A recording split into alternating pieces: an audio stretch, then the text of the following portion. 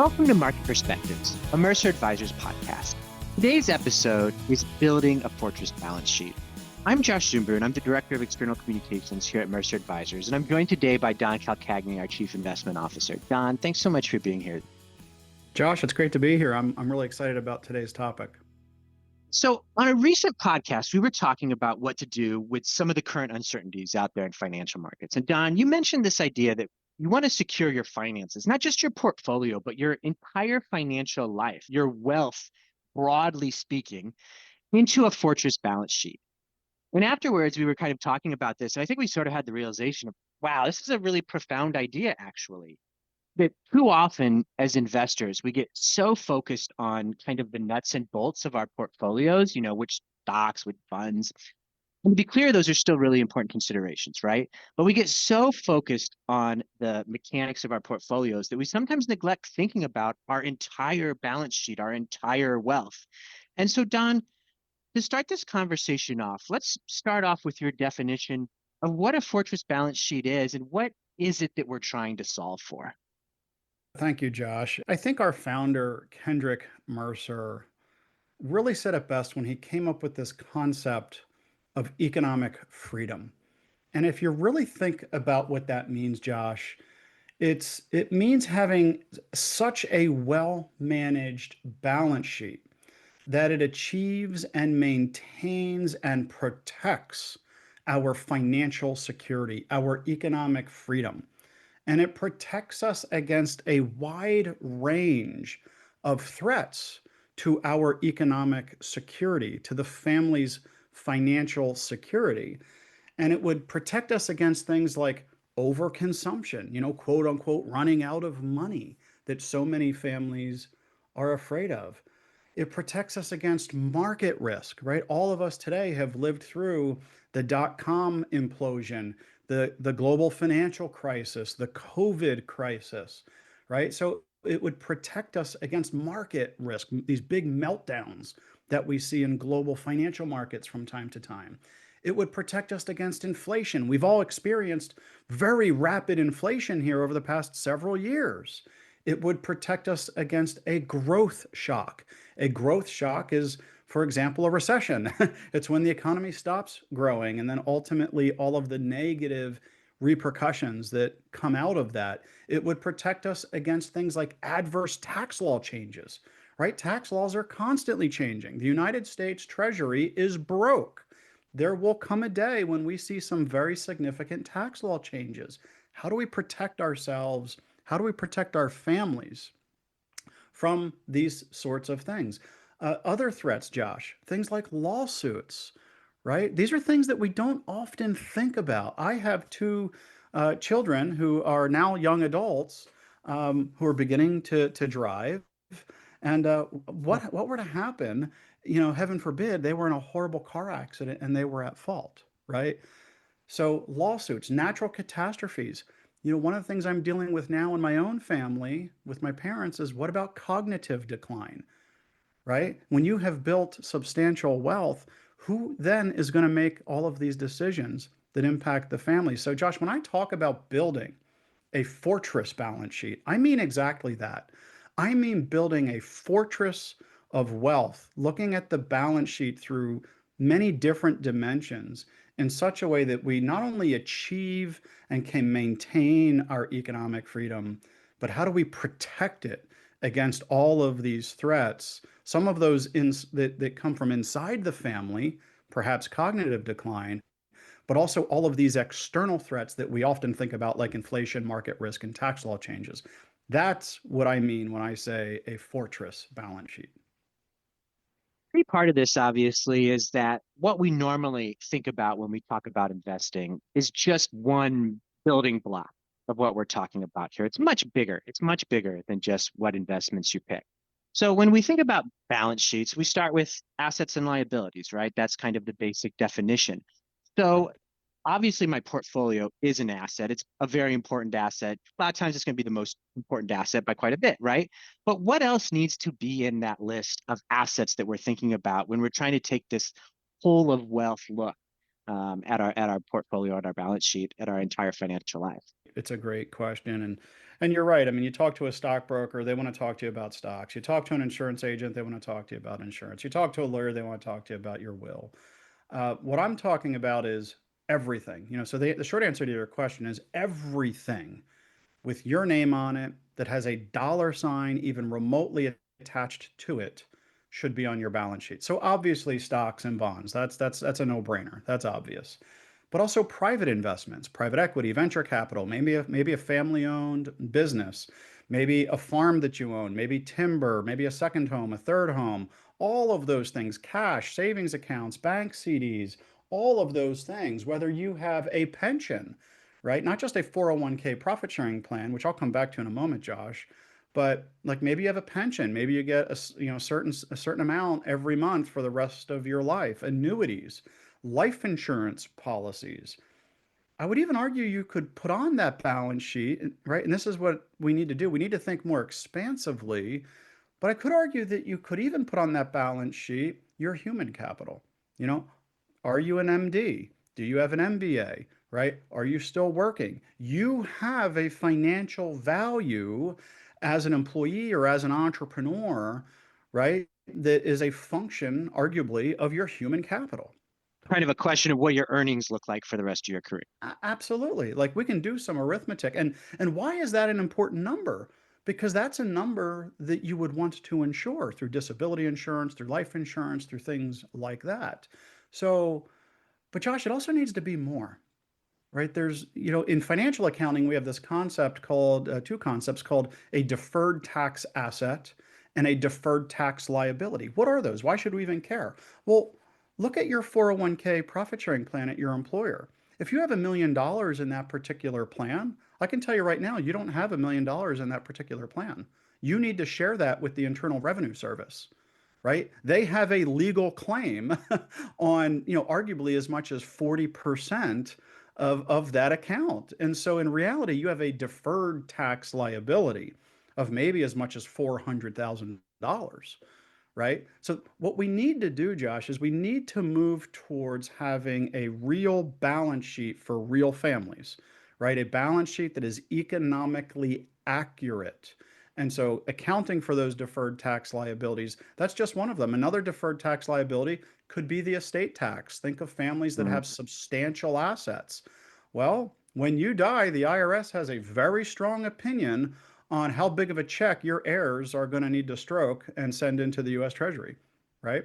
So again, those are deferred tax liabilities. A deferred tax asset, Josh, would be things like capital losses, tax losses that we've harvested somewhere across the balance sheet. They have an economic value. We can use those, right? Those are assets that we can use to offset future tax liabilities, right? So when I talk about building a fortress balance sheet, what I'm also talking about is building an economically accurate, human centered balance sheet, a real balance sheet for real families that takes into account all of these different moving parts that absolutely affect your economic security and therefore the economic security of your family. Kind of underscores how short you come up if all you're doing is looking at here's my 401k balance, here's my brokerage balance. You're not just missing part of the picture, you're really missing almost all the picture. Josh, it's almost like you're standing in the middle of this massive national forest, right? Millions of acres. And you're standing there looking at one oak tree and saying, wow, what a wonderful oak tree. Let's spend a lot of time talking about just this one oak tree. And look, I'm a big environmentalist. I love trees. I love that oak tree. But at the same time, you're missing the forest for that one tree. I see this all the time when I meet with new clients or with advisors. They all want to talk about NVIDIA or Microsoft or Amazon. And sure, those are great companies.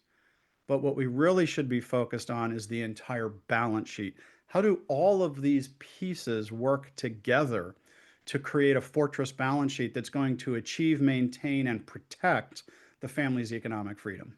everyone's balance sheet, when you think of it this broadly, looks really different, right? A lot of the most important things get missed when the conversation's only about portfolios. And so it follows that the risks are going to be about a lot more than market downturns. That, when you talk about when you focus too much on portfolios and you think too much about market downturns, you end up missing kind of all the other things that might be risks to your financial life. What do you see as kind of the big risks that get missed here? I mean, we mentioned some of them, but walk through kind of some of these big risks that get missed when we only talk about downturns.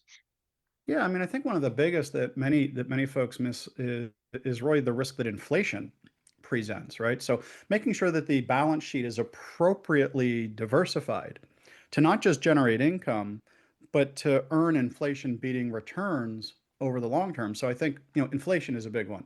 Um, Adverse tax law changes, I think that's a big one. I think it's really underappreciated. One, how complex the US Internal Revenue Code is, but number two, the debt situation that the United States government finds itself in. And I think it's just logical that at some point we are going to see some pretty significant adverse tax law changes. And so those Tax increases. tax increases, yeah, absolutely, right? And I think those things naturally can present a very serious, a very real danger to the economic security of many families. Some of the real big ones that I think are really underappreciated, Josh, would be lawsuits.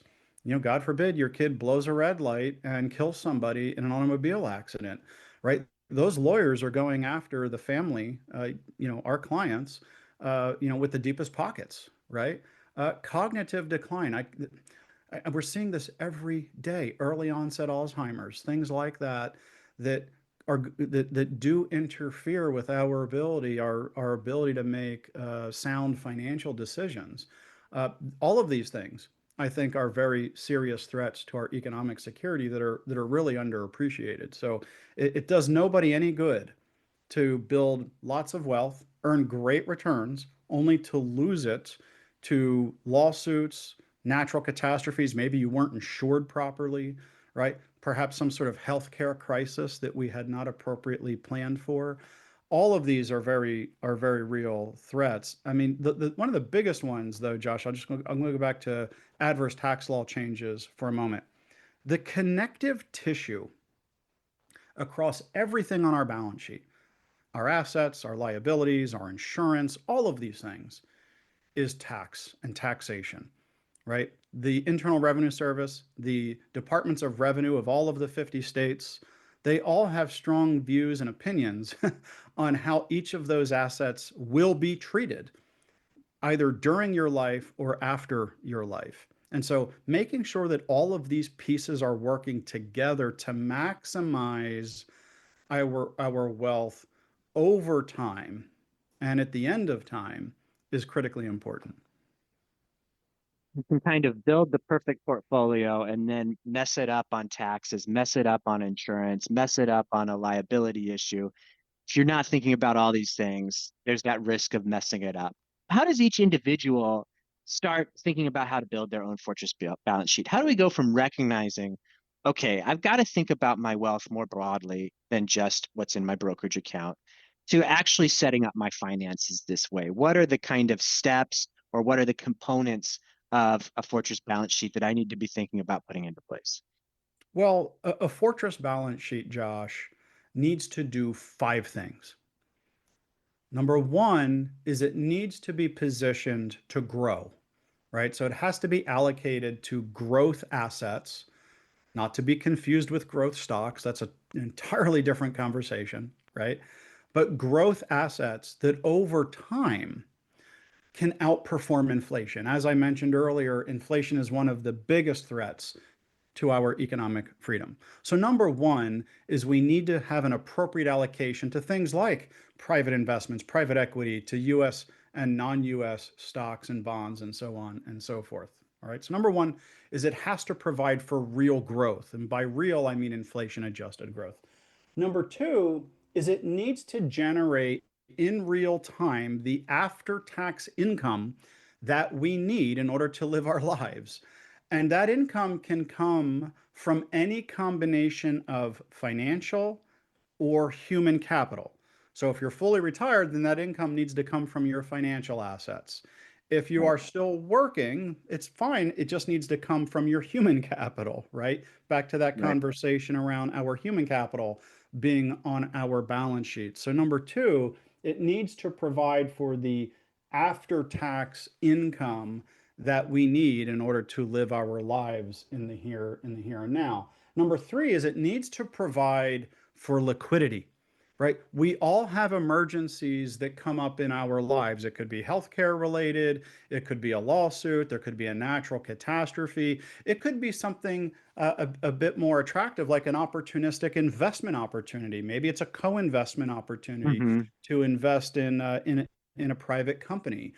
Maybe it's something like a capital call for a commitment that you've made to a private equity fund. So making sure that the balance sheet has appropriate liquidity. And there's lots of ways to measure liquidity. This isn't the place to get into all the different ways to measure it.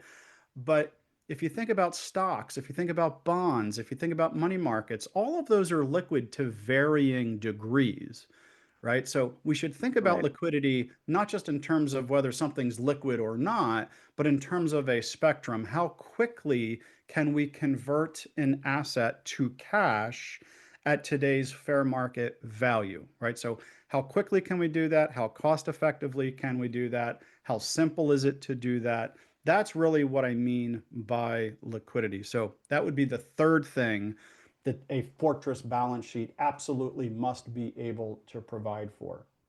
Thing is important there, right? Like if you know you have college tuitions coming up or a wedding that you want to pay for or you're moving, need to buy a new house. This is kind of, you have to think about more than just the investment portfolio. Absolutely, right? We're talking about liquidity. We're talking about planned expenses over the next, say, 12 to 24 months, but also unplanned expenses, right? You're Yeah. mentioning planned expenses, right? If your child is graduating high school and they get into a great college somewhere. Unfortunately, all colleges today are unbelievably expensive. So making sure that we have suitable liquidity to cover all of those particular needs. Yeah. The fourth thing, and this is often missed in most financial plans, is protection. Protecting the family against a wide range of economic threats. Like I said, those aren't things just like market declines, but we're talking about lawsuits, making sure that we are appropriately insured. Not just life insurance, not just disability insurance. Yes, we need those things. Yes, those things are absolutely critically important, but also things like liability coverage, having an appropriate liability umbrella. My wife and I, we own property in three different US states. It is complicated talking to insurance companies to make sure that we are appropriately insured from a liability perspective across all of those different properties across those three different states. So making sure that those things are done appropriately, making sure that the titling on your property and casualty and liability insurance policies is accurate. You know, if you own an LLC that owns a property, making sure that the LLC is listed as an additional insured, right? Making sure that all of these boxes are appropriately checked. So naturally, lawsuits, litigation, premature death, premature, a disability, things like that, I think are important.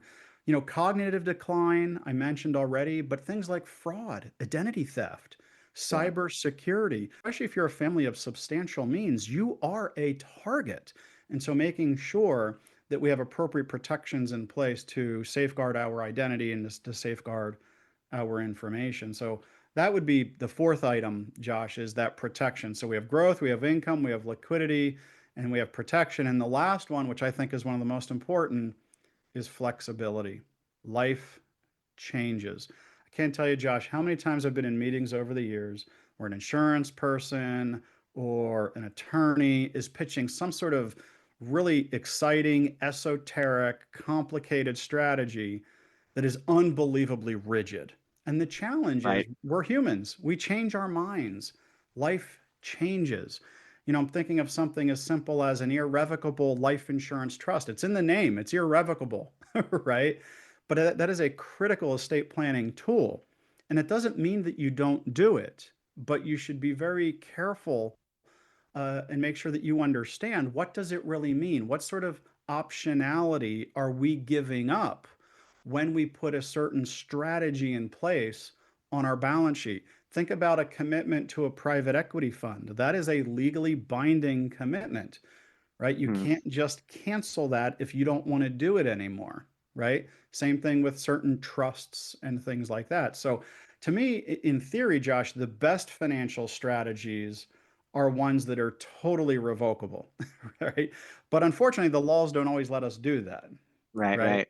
And so making sure that we maintain flexibility across the balance sheet so that we can adjust for things that change. There could be a new grandchild, there could be some sort of new liability. A member of the family could need some sort of help, maybe a special needs trust or something like that.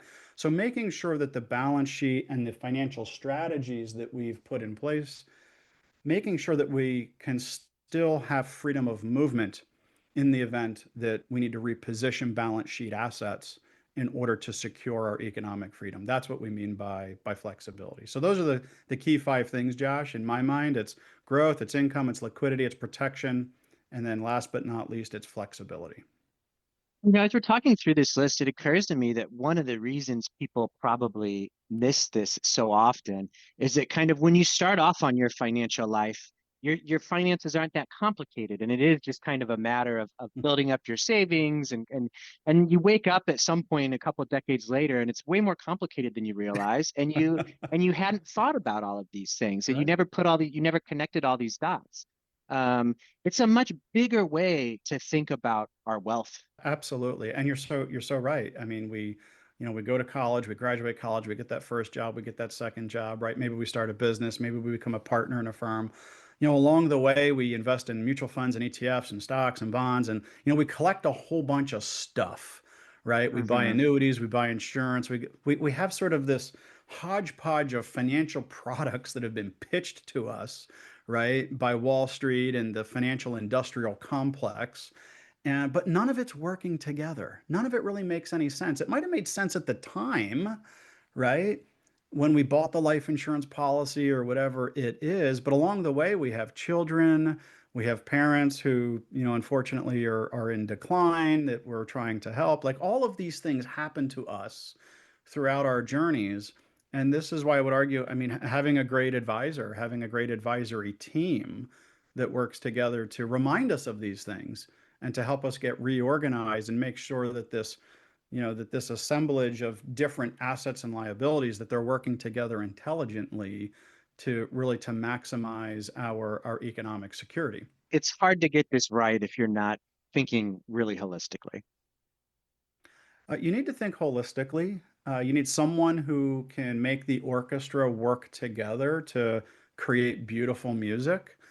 At the same time, you need domain experts, subject matter experts to play each of the individual instruments, right? You need a CPA in the room, somebody who is that expert in taxation, making sure you have an attorney in the room, making sure you have an investment expert in the room on that team, right? So it's really striking the right balance between the generalist who is there to get the whole orchestra to work together to create beautiful music, but also making sure that we have the experts, the specialists, the non-generalists who are in the orchestra there so that we can all make sure that we're getting the very best flute, the very best trombone, all of these pieces playing together. That's really the art of wealth management, is getting everything to work together to create beautiful music.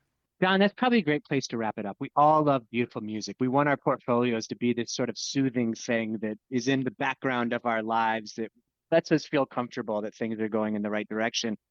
If you're already a Mercer Advisors client, you've probably had conversations around a lot of this, but if you've realized that there's a piece of your financial life that you want to think more about, great opportunity to reach out to your advisor and have that conversation, make your balance sheet even more of a fortress balance sheet. If you're not a Mercer Advisors client, but you're interested in more information, visit our website, merceradvisors.com. It starts with a phone call. Thanks so much for being with us. This has been Market Perspectives.